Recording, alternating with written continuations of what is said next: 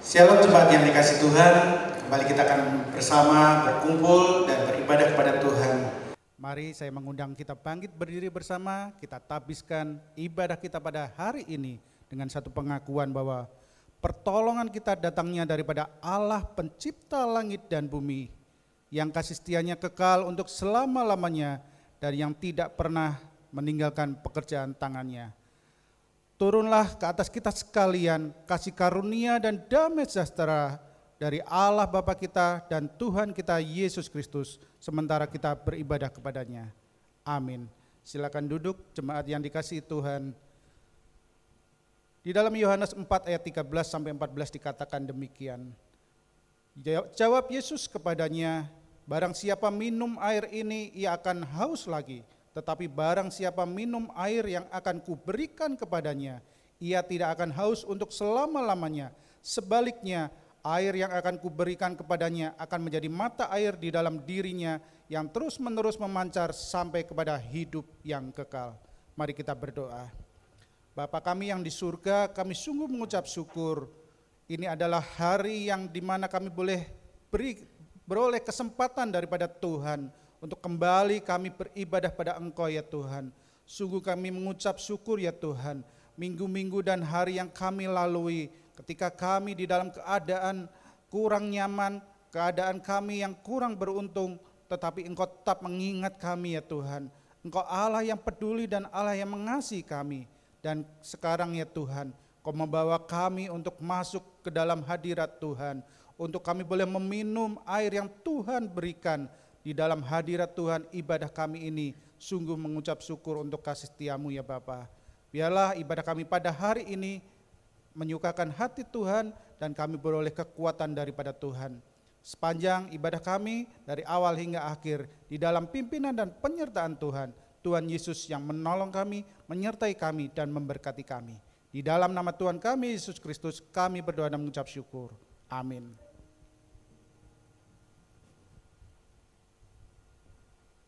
Shalom Tuhan, selamat berhari Minggu. Mari puji Tuhan, agungkan namanya. Angkat hatimu, angkat suaramu. Katakan segala puji syukur hanya bagi Tuhan.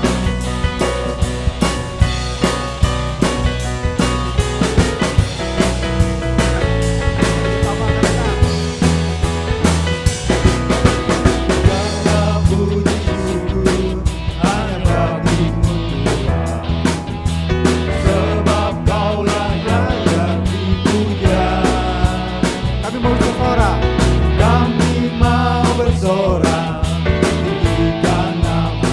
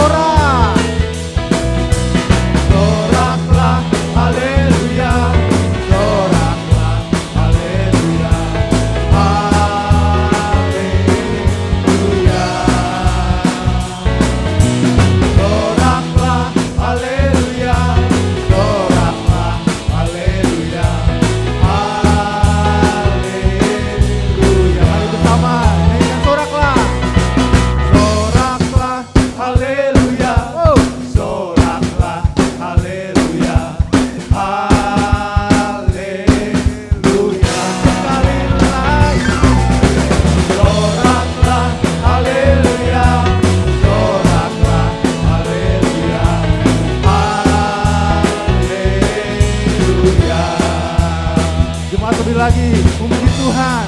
Katakan haleluya. Mari sama. Haleluya. Ku mau nyanyi tentang Dia, haleluya. Ku mau sorak tentang Dia, haleluya. Ku tak dapat hidup tanpa Dia. Sekarangku adalah ciptaan baru, dan ku hidup dalam keselamatan. Aku menginjak, ku puji Tuhan. Haleluya. Haleluya. Ku mau nyanyi tentang Dia, haleluya. Ku mau sorak tentang Dia, haleluya. Ku tak dapat hidup tanpa Dia, hidup tanpa Dia. Sekarang ku adalah ciptaan baru, dan ku hidup dalam keselamatan. Menginjak, ku puji Tuhan. Tak ada kutuk, tak ada kutuk. Menginjak, ku puji Tuhan. Tak ada kutuk, tak ada kutuk. Menginjak, ku puji Tuhan. Dari suara-suara yang melintasi bagi Tuhan kita, bersoraklah bagi Tuhan kita, haleluya.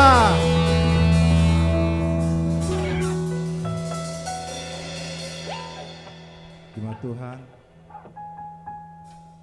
Kesukaan cita, kedukaan cita, semua dari dalam rahmat Tuhan. Semua yang sudah ditakdirkan, dilukiskan oleh Tuhan. Namun tak ada perkara yang sulit bagi Dia.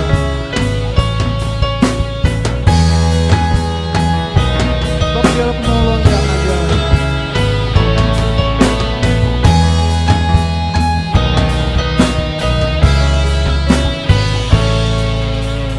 Penolong yang selalu setia.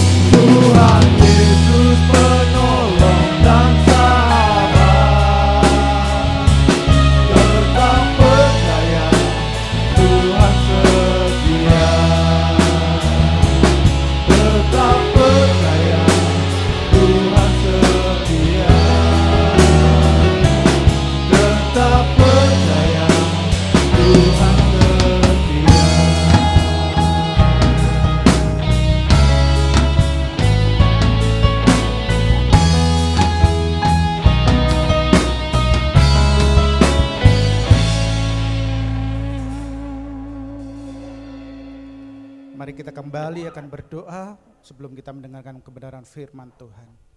Bapa kami yang di surga, kami sungguh mengucap syukur Tuhan. Kami boleh menaikkan pujian penyembahan kami kepada Engkau ya Tuhan. Allah pemelihara hidup kami yang senantiasa menolong ketika kami membutuhkan pertolongan daripada Engkau ya Tuhan. Sebentar kami akan mendengarkan kebenaran firman-Mu. Tuhan akan tolong kepada kami semua untuk kami dapat memahaminya, dapat menyimpan dalam hati kami, terlebih dapat melakukannya dalam hidup kami sehari-hari. Terima kasih ya Bapa. Di dalam nama Tuhan Yesus kami menyerahkan pemberitaan firman-Mu pada hari ini. Amin. Bapak Ibu yang dikasihi Tuhan, pada hari ini mari kita akan bersama merenungkan kebenaran firman Tuhan yang terambil dari kitab Ester, pasal yang keempat ayat 13 sampai ke-14. Kitab Ester pasal yang keempat ayat 13 sampai yang ke-14. Demikianlah firman Tuhan. Maka Mordekai menyuruh menyampaikan jawab ini kepada Ester. Jangan kira karena engkau di dalam istana raja, hanya engkau yang akan terluput dari antara semua orang Yahudi. Sebab sekalipun engkau pada saat ini berdiam diri saja, bagi orang Yahudi akan timbul juga pertolongan dan kelepasan dari pihak lain. Dan engkau dengan kaum keluargamu akan binasa. Siapa tahu, mungkin justru untuk saat yang seperti ini, engkau beroleh kedudukan sebagai ratu. Jemaat yang dikasihi Tuhan, bulan ini adalah bulan wanita. Kembali kita diingatkan dengan keteladanan beberapa tokoh wanita di Alkitab kita. Hari ini kita belajar dari seorang yang bernama Ester. Kita lihat betapa kepribadian seorang Ester ini dapat menjadi teladan. Dan tidak hanya keteladanan bagi wanita saja, tentu bagi kita semua. Kalau kita membaca di kitab Ester ini secara karakteristik dari Ester kita dapat temukan di sana. Dia orangnya sangat cantik, elok perawaannya, cantik parasnya. Di situ dituliskan seperti itu. Kecantikan Ester itu bersinar bukan karena hanya parasnya saja, tetapi lebih dari pesona kepribadiannya. Siapa sih yang tidak mau seperti ini? Atau yang disebut kita seringkali dengar ketika ada kontes-kontes pemilihan ratu kecantikan, yaitu tidak hanya cantik secara fisik, secara luar, tetapi ada cantik dari dalamnya, atau yang disebut inner beauty. Nah, Ester memiliki inner beauty yang luar biasa seperti itu. Dia membuat siapa yang berjumpa dengan dia akan timbul rasa kasih sayang kepada dia. Ada jatuh sayang kepada dia. Sampai-sampai ada seorang yang bernama Hegai. Dia seorang sida-sida raja. Dia ketua dari penjaga para perempuan. Dia yang bertanggung jawab menjaga para perempuan di istana raja itu. Dia juga menaruh kasih sayang kepada Ester. Dan setiap orang yang melihat, bahkan termasuk sang raja, juga menimbulkan dalam hatinya rasa sayang kepada Ester. Hal inilah yang membawa diri Ester sangat dikagumi. Hal inilah yang membuat dia begitu dikasihi. Dan tertulis di sana, dia memenangkan bagaimana raja memilih pengganti Ratu Wasti. Nah, dari proses seperti ini, Ester sebenarnya sudah di dalam posisi yang sangat-sangat enak. Zona yang sangat nyaman, zona yang sangat baik, zona yang benar-benar dia di dalam keadaan yang baik sekali. Karena di dalam istana terpilih sebagai pengganti calon ratu. Mengingat statusnya yang demikian adalah seorang budak, dia sebenarnya sangat beruntung. Proses pemilihannya pun ya lancar-lancar begitu saja, sangat-sangat bagus. sangat beruntung dibandingkan dengan yang lain. Bagaimana seorang budak bisa ikut kontes kecantikan seperti itu, dan dia berkesempatan seperti itu. Banyak kemudahan yang ia dapat dari orang-orang yang sayang kepadanya. Dan kita yakini tentu dia adalah seorang yang cinta Tuhan, yang mengasihi Tuhan, sehingga Tuhan melancarkan setiap apa yang menjadi pekerjaannya, apa yang menjadi usahanya itu. Setiap apa yang dikerjakannya Tuhan menolongnya. Tetapi apa yang baik, apa yang saat itu indah diterimanya, itu semua teruji. Terujinya ketika sebuah persoalan besar terjadi, di mana ada seorang yang bernama Haman. Dia adalah orang yang, ya saya katakan dia punya masalah secara psikologis.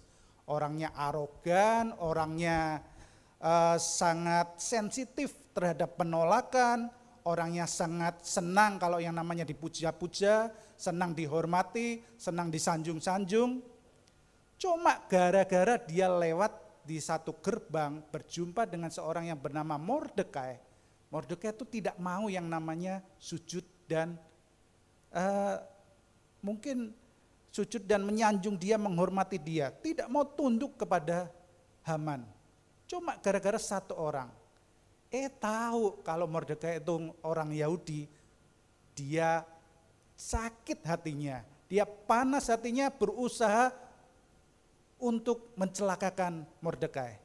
Tetapi tidak cuma sekedar itu. Kalau cuma satu orang, rugi. Karena sakit hatinya itu dia berusaha punya rencana dan itu menjadi satu ketetapan untuk memusnahkan bangsa Yahudi yang ada di Media Persia itu. Ini sungguh ironis, luar biasa sakit hatinya. Memang kalau kita runtut-runtut, Haman ini nenek moyangnya adalah bangsa Amalek. Bangsa yang punya dendam kesumat terhadap bangsa Israel. Bapak Ibu yang dikasih Tuhan, ketika satu ketetapan raja dikeluarkan bahwa boleh engkau memusnahkan bangsa Yahudi yang ada di situ. Disinilah Mordekai yang mendengar dan mengetahui, dia berpikir keras, dia bergumul, dia berdoa tentunya. Dalam pergumulannya itulah dia melihat bahwa satu-satunya harapan, satu-satunya yang bisa menolong itu Ester. Karena Ester ada di posisi dekat dengan raja. Dia berpikir dialah yang dapat menolong menyelesaikan persoalan ini. Persoalan yang besar, persoalan satu bangsa. Karena posisi Ester ada di dekat dengan raja. Kalau di posisi kita, ketika kita mendengar bahwa satu bangsa, ketika kita mendengar bahwa kita dan bangsa kita mau dibunuh, mau dibinasakan, tentu yang kita rasakan adalah rasa takut, khawatir, dan benar-benar mencekam sekali. Ini bukan sekedar rasa takut yang seperti itu. Kita sudah orang buangan, kita orang jajahan di negeri orang, lalu diancam dengan pembantaian, penghapusan sebuah bangsa. Takut dan habislah, tidak punya masa depan, tidak punya harapan lagi. Sementara orang-orang yang takut Tuhan, orang yang cinta Tuhan seperti Mordekai, dia bergumul dengan keras, dia terus berusaha, berpikir, berdoa, berseru kepada Tuhan, apa yang harus aku lakukan? Dan disitulah dia menemukan hikmat daripada Tuhan, mendapat hikmat daripada Tuhan bahwa Esterlah yang bisa menjadi jalan dari semua persoalan itu. Tetapi di sisi lain kita lihat bagaimana Ester ketika mendengar hal itu dan menerima jawab daripada Mordekai, kamu yang dekat dengan raja, menghadaplah kepada raja, temuilah supaya dapat menggagalkan yang disebut pembantaian ini. Walaupun dekat, Ester pasti merasa bahwa dirinya memang segampang itu, enggak sembarangan menghadap raja, enggak sembarangan ketemu raja. Ketika ketemu kalau raja tidak berkenan, tidak dipanggil raja, itu konsekuensinya, resikonya adalah kematian. Mungkin Ester berteriak, gak segampang gitu om, enak banget, deket-deket. Dari sinilah zona nyaman Ester mulai terusik. Zona nyaman Ester terganggu dan ia menerima tantangan iman yang sebenarnya. Ketika Mordekai berkata kepada dia, kamu harus menghadap raja. Ester tahu yang disebut peraturan-peraturan di istana. Peraturan tentang dia harus ketemu raja harus bagaimana. Tetapi itu tidak mudah ketika dia harus menghadap raja. Dalam pergumulannya, di dalam doanya, seruannya, lalu Ester berkata dan menjawab Mordekai, oke, kumpulkan seluruh bangsa orang Yahudi yang ada di kota Susan untuk berdoa dan berpuasa untuk dia. Saya akan maju menghadap raja, kalian dukung saya dalam doa. Dukung saya doa dan puasa. Kita butuh Tuhan, kita butuh kesatuan hati. Aku maju, aku butuh dukungan doa, aku butuh Tuhan, aku butuh kekuatan, dan aku akan maju menghadap raja. Dengan doa, dengan dukungan para orang-orang Yahudi yang juga berdoa dan berpuasa, dengan hikmat Tuhan tentunya, dengan berserah kepada Tuhan. Karena dia tahu konsekuensi yang ada.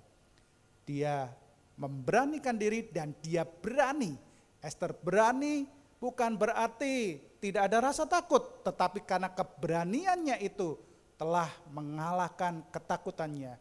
Telah mengendalikan ketakutannya itulah membuat keberanian Ester untuk menghadap raja.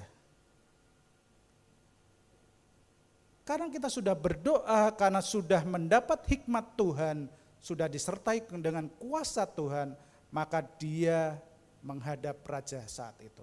Dan endingnya kita tahu dari cerita ini, Ester berhasil dan bangsa Yahudi terbebas, terlepas dari pembantaian bangsa ini. Jemaat yang dikasihi Tuhan, ketika kita melihat betapa hebatnya Ester dengan imannya, ia berani ambil bagian di dalam visi Tuhan atas sebuah bangsa ini. Lalu bagaimana dengan kita saat ini? Mungkin ini adalah satu tantangan yang sangat berat yang Ester hadapi.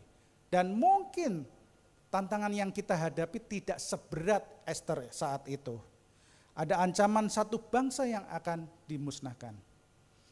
Namun kita dapat mengumpamakan, sebagai contoh di saat pandemi saat ini, di Indonesia pandemi sudah berlangsung kurang lebih 5 bulan. Hampir 4 bulan semua sudah dikerjakan di rumah, usaha berhenti, ibadah pun harus dari rumah dan segala macam dari rumah. Semua dalam kondisi yang sangat-sangat mencekam sebenarnya.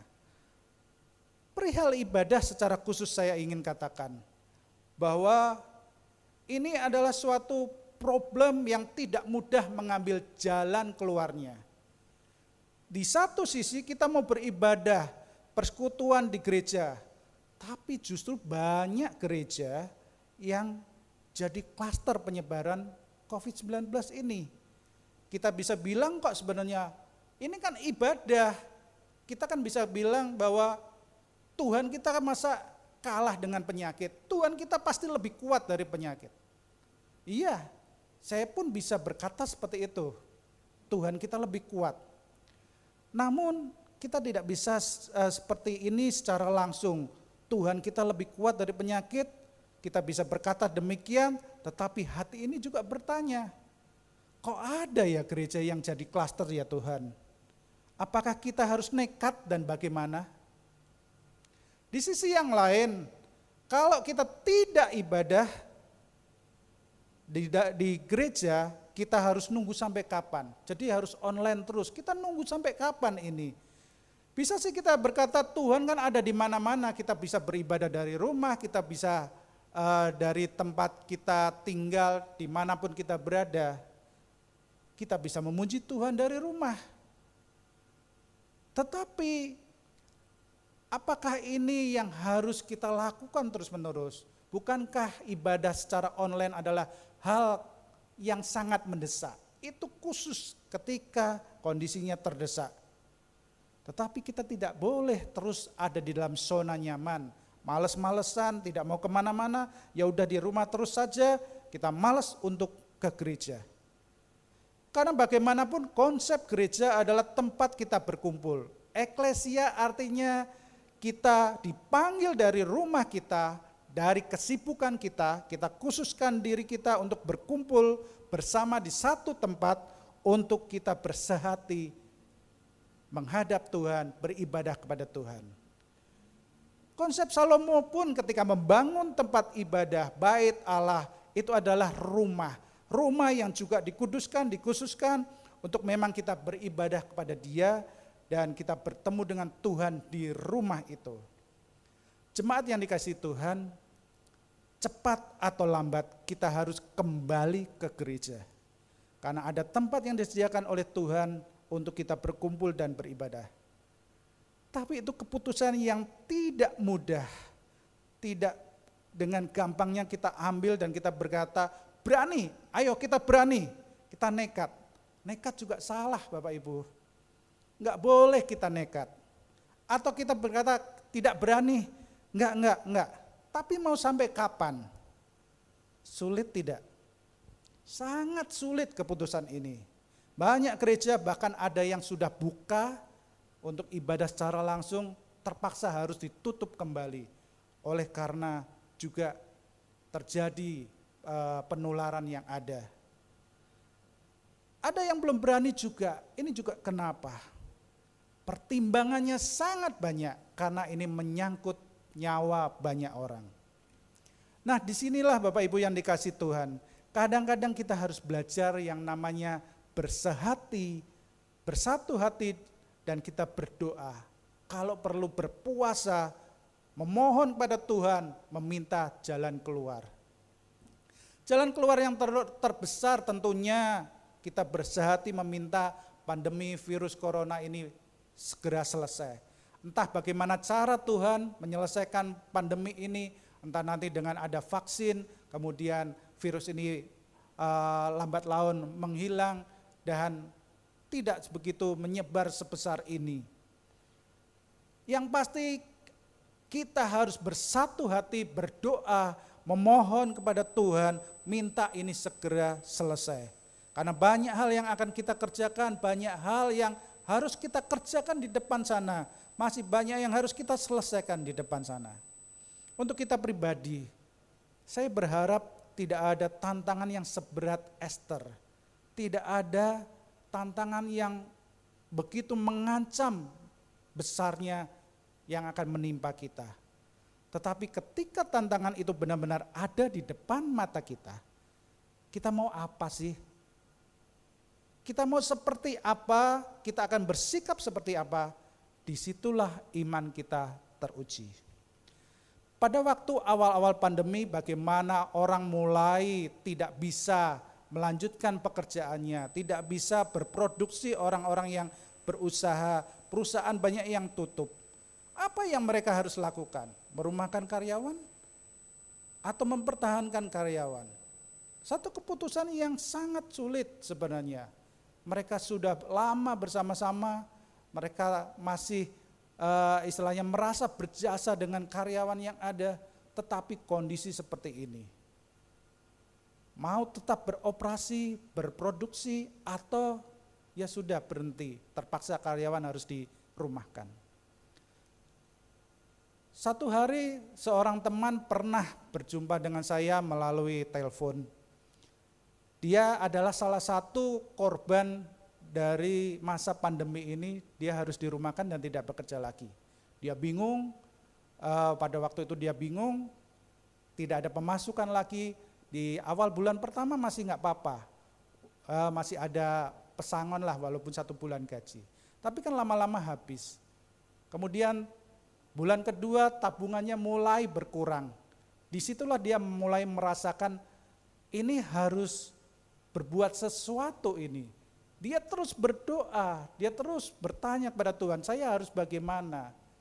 Mau bekerja di mana kalau semua perusahaan tutup? Akhirnya dalam doanya, dalam pergumulannya Tuhan menjawab dia. Dan dia melangkah sekalipun dia tidak bisa pada waktu itu. Yaitu dia harus berjualan secara online. Saya nggak ngerti handphone, nggak ngerti cara menggunakan media sosial. Akhirnya dia belajar dari anaknya.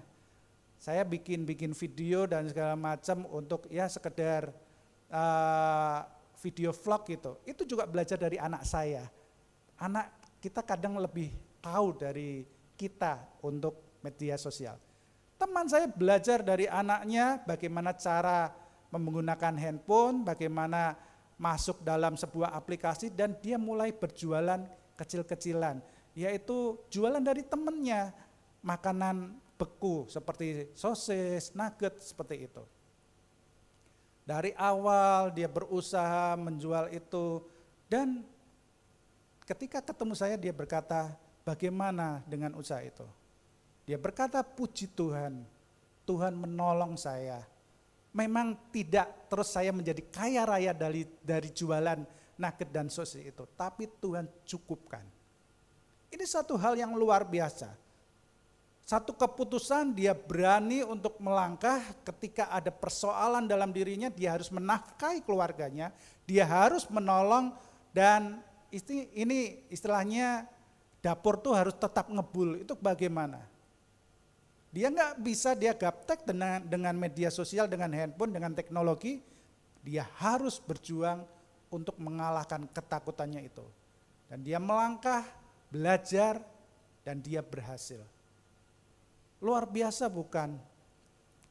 Dan biarlah pada hari ini kita belajar bagaimana ketika ada satu keadaan yang sangat mencekam, keadaan yang menguji iman kita.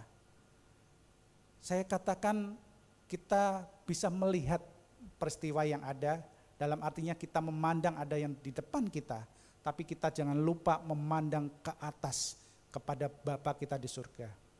Kita harus melihat kepada Tuhan, berdoa kepada Tuhan dan memohonkan hikmat daripada Tuhan. Dari hikmat itu, dari pertolongan Tuhan itu, dari pergumulan kita dengan Tuhan itulah akan membuat kita berani dan beriman untuk mengambil satu tindakan, mengambil satu keputusan untuk kita melangkah, dan disitulah kita ada di dalam kehendak dan rencana Tuhan. Dan disitulah kita dapat mengikuti apa yang menjadi rencana Tuhan dalam hidup kita, dan kita dapat berani melangkah di dalamnya.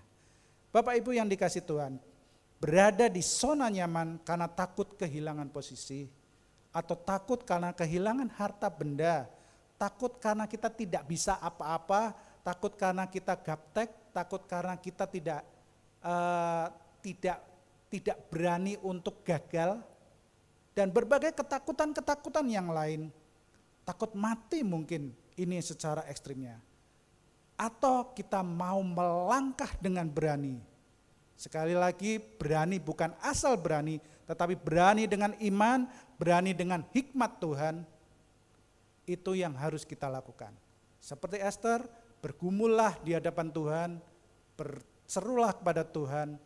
Engkau akan memandang di sekelilingmu, memandang apa yang ada di sekelilingmu, tapi engkau juga memandang ke atas kepada Tuhan. Maka engkau akan memiliki keberanian, memiliki iman seperti Esther, dan engkau melangkah dengan penuh kekuatan kuasa daripada Tuhan. Kiranya kebenaran firman Tuhan ini menolong kita sekalian dan menguatkan kita di tengah-tengah kondisi apapun yang sedang kita hadapi. Tuhan Yesus memberkati kita semua. Amin. Bapa kami yang di surga, kami sungguh mengucap syukur. Esther menginspirasi kami ya Tuhan, untuk kami tetap dapat memandang Engkau yang ada di atas sana ya Tuhan. Dengan iman kami dan setiap pergumulan yang kami hadapi, dapat kami hadapi dengan iman, dengan berani, karena Tuhan memberikan hikmat, memberikan kuasa di dalam hati kami, di dalam hidup kami, untuk kami melangkah menghadapi setiap persoalan yang ada di depan kami ya Tuhan. Tuntunlah hidup kami hari lepas hari ya Tuhan, karena di dalam pertolongan-Mu semata ya Tuhan, kami beroleh kekuatan dan perlindungan. Terima kasih ya Bapa. Terpujilah namamu, di dalam nama Tuhan Yesus kami berdoa dan mengucap syukur. Amin. Shalom, Jemaat Gereja Islam Masih Raja Wali. Sejenak kita akan memperhatikan warta jemaat tanggal 9 Agustus 2020. Kami mengucapkan terima kasih kepada Pendeta Rudi Haryanto atas pelayanan pemberitaan firman Tuhan dalam kebaktian umum hari ini, dan kepada seluruh pelayan Tuhan yang telah ambil bagian. Kiranya Tuhan Yesus memberkati setiap pelayanan dari Bapak, Ibu, Saudara-saudari sekalian. Jemaat diundang untuk terus bertekun di dalam doa dalam persekutuan doa malam yang diadakan setiap hari Rabu secara serentak bersama seluruh jemaat dari rumah masing-masing pada jam 7 malam. Panduan liturgi akan dikirimkan melalui grup WhatsApp setiap jam 6 sore. Jemaat juga dapat bersekutu dan berdoa bersama secara serentak dalam doa pagi yang diadakan setiap hari Senin hingga Sabtu jam 5 pagi. Setiap harinya akan dikirimkan panduan melalui grup WhatsApp. Jemaat yang membutuhkan dukungan doa secara khusus dapat menghubungi gembala wilayah KPK masing-masing ataupun rohaniawan yang ada. Seluruh orang tua dapat mempersiapkan diri untuk mengikuti webinar parenting yang akan diadakan pada hari Selasa, tanggal 11 Agustus 2020 pada jam 7 malam bersama Pendeta Riani Suharja dengan tema Pendidikan Spiritualitas di Rumah dalam Tantangan di Era Digital. Seminar ini dapat jemaat ikuti melalui Zoom Meeting ataupun YouTube Gereja Islam Masih Raja Wali. Kiranya setiap orang tua dapat bergabung untuk belajar bersama-sama. Informasi lebih lanjut dapat menghubungi Ibu Vera Agnes. Mengundang seluruh anak muda, remaja, dan pemuda Gereja Islam Masih Raja Wali untuk mengikuti seminar yang akan diadakan melalui aplikasi Zoom pada hari Sabtu tanggal 22 Agustus 2020. Waktu jam 16.30 dengan tema I'm Really Safe.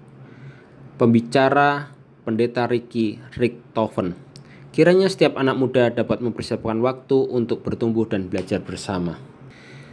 Kami dari Majelis Gereja Islam Masih Raja Wali menghimbau setiap jemaat untuk terus menjalani hidup sehat dengan mencuci tangan, makan makanan bergizi, berolahraga, istirahat yang cukup, dan tetap bergantung pada Tuhan. Jangan lupa untuk tetap menggunakan masker jika akan keluar rumah dan tetap jaga jarak. Terima kasih atas perhatian yang diberikan. Tuhan Yesus memberkati.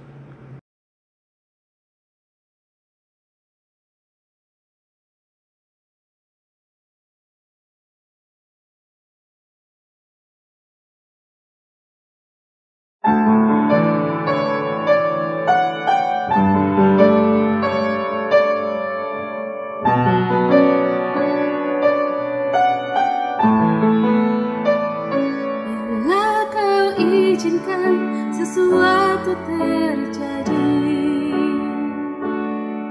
ku percaya semua untuk kebaikanku. Bila nanti telah tiba waktumu, ku percaya kuasa-Mu memulihkan hidupku. Waktu Tuhan pasti yang terbaik, Walau kadang tak mudah dimengerti, Lewati cobaan, ku tetap percaya waktu Tuhan pasti yang terbaik.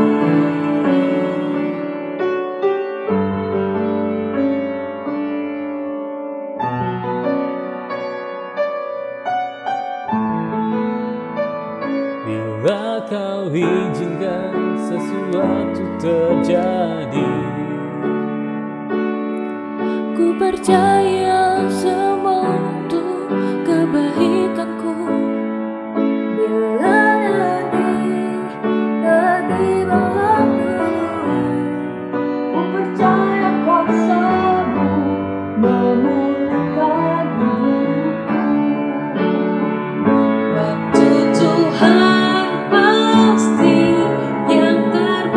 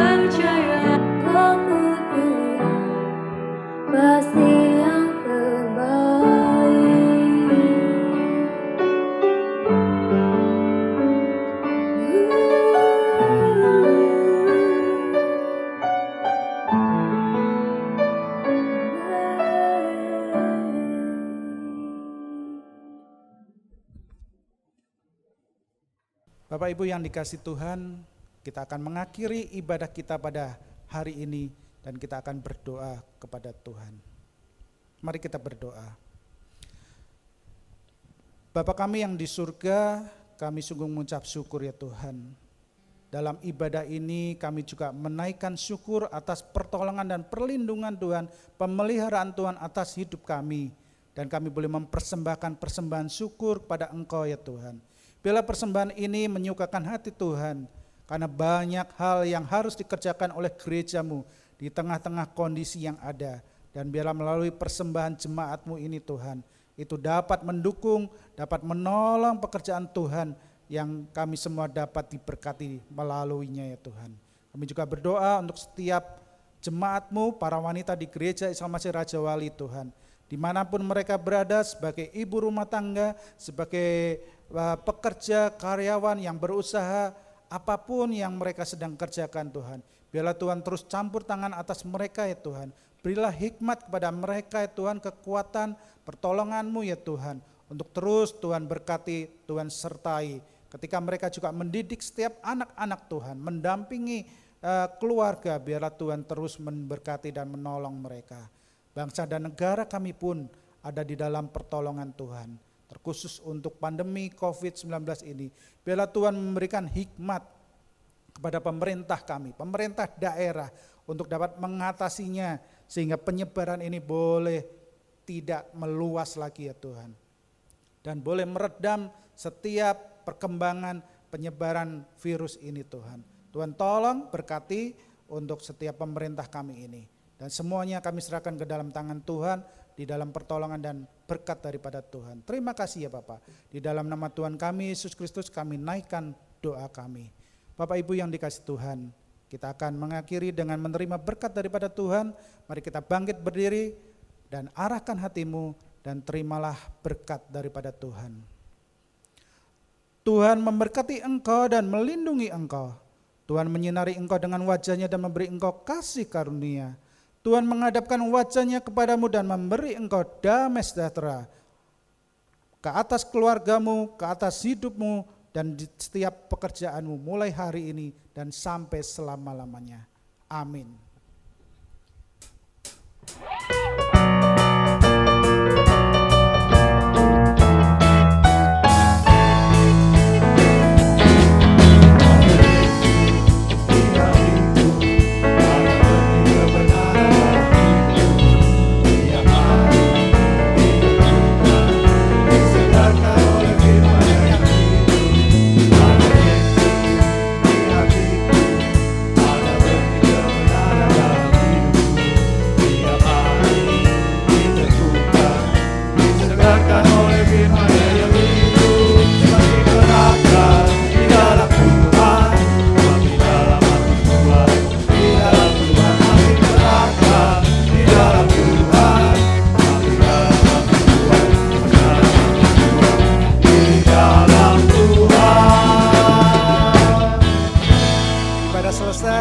Selamat hari Minggu, Tuhan Yesus memberkati kita semua.